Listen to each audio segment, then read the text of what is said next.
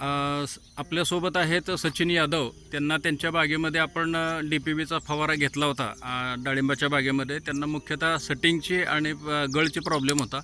आणि दुसरं महत्त्वाचं म्हणजे यांची बाग संपल्यानंतर बाजूच्याच शेतामध्ये घास गवत असल्यामुळं तिकडचं पाणी जास्तीत जास्त पर्क्युलेट होत होतं इकडं, आणि त्यामुळं सटिंगला प्रॉब्लेम होता. औषध फवारल्यानंतर त्यांचं स्वतःचं वैयक्तिक काय म्हणणं आहे ते सचिन यादव आपल्याशी आता सांगतील.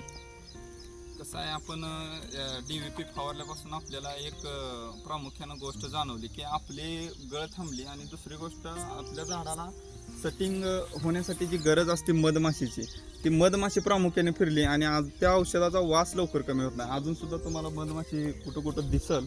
आता हे उन्हामुळे जास्त दिसत नाही, पण दिसल. आणि दुसरी गोष्ट, ही जी लाईन आहे त्या लाईनच्या साईडला ही घास गवत असल्यामुळे आपलं वैरणीचं कायम राहायचं, आणि त्यामुळे ह्या लाईनला प्रामुख्याने सटिंग होतच नव्हतं. आम्ही डोक्यातच घेत नव्हतो जास्त. पण त्या औषधामुळे का नाही आपल्याला बराच फायदा झाला. याला ज्यावेळेस आपण DVP फवारताना ह्या झाडावर कळी सुद्धा दिसत नव्हती. आता सटिंग झालंय, आणि ही पण लाईन त्याच्याच बाजूला होती. ह्या लाईनचं आणि ह्या लाईनचं चांगलं काम झालंय.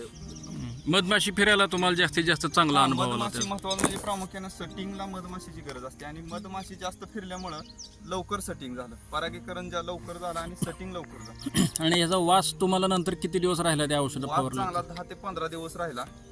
भरपूर 2-3 फवारण्या होत तर याचा वास आपल्याला जाणवत होता. त्यामुळे मधमाशी प्रामुख्यानं जास्त दिवस बागेत फिरली आपले. मग आता तुम्ही संपूर्ण बागेला हे करणार आहात?